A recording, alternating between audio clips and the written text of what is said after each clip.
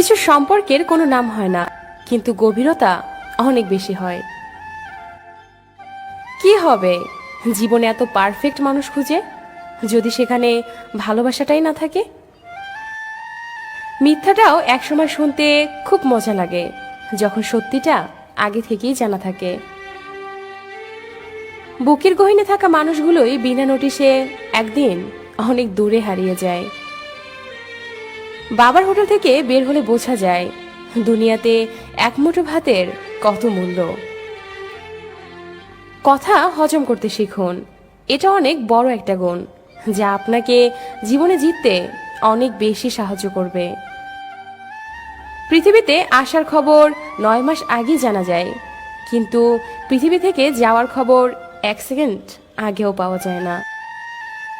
ভালোবাসা মানে শুধু দেহ বা রূপের আকর্ষণ নয়, ভালোবাসা মানে সম্মান, শ্রদ্ধা, বিশ্বাস ও ভরসা। তোকে পাশে বসিয়ে সারা জীবন দেখলেও আমার দেখা শেষ হবে না, কারণ তুই যে আমার ভালোবাসা। কিছু মানুষ হৃদয়ে থাকলেও কপালে থাকে না, হ্যাঁ এটাই বাস্তবতা। তোর উপর যতটা অভিমান করি তার চেয়েও 1000 গুণ বেশি তোকে ভালোবাসি। ছন্দহীন ভালোবাসা আজীবন টিকে থাকে। হয়তো একসাথে থাকা হবে না, কিন্তু থেকে যাবে পূর্ণ না হওয়া অপূর্ণ ভালোবাসাটা।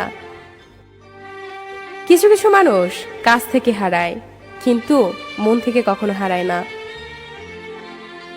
যদি তোমার অনুপস্থিতিতে কেউ খুশি থাকে, তাহলে তার কাছ থেকে দূরে থাকাই ভালো। মানুষ মানুষকে না দেখেও জীবনে অনেক বেশি ভালোবাসতে পারে। কেন জানেন? কারণ ভালোবাসা মন থেকে হয়।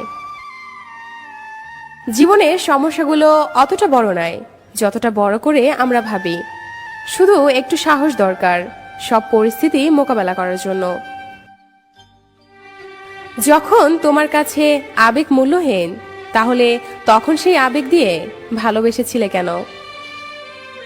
যদি ভালো হতে চাও, তাহলে পুরনো অভ্যেসগুলো বদলে ফেলো, অতীতগুলো থেকে শিক্ষা নাও, নিজের দুর্বলতাকে গোপন করতে শেখো, তাহলেই তুমি ভালো থাকতে পারবে।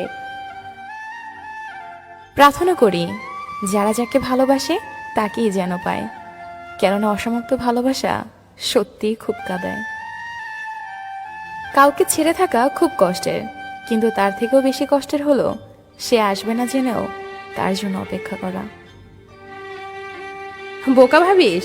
ভাব, যেদিন কারো কাছে ঠকবি সেদিন বুঝবি এই বোকাটাই ভালো ছিল।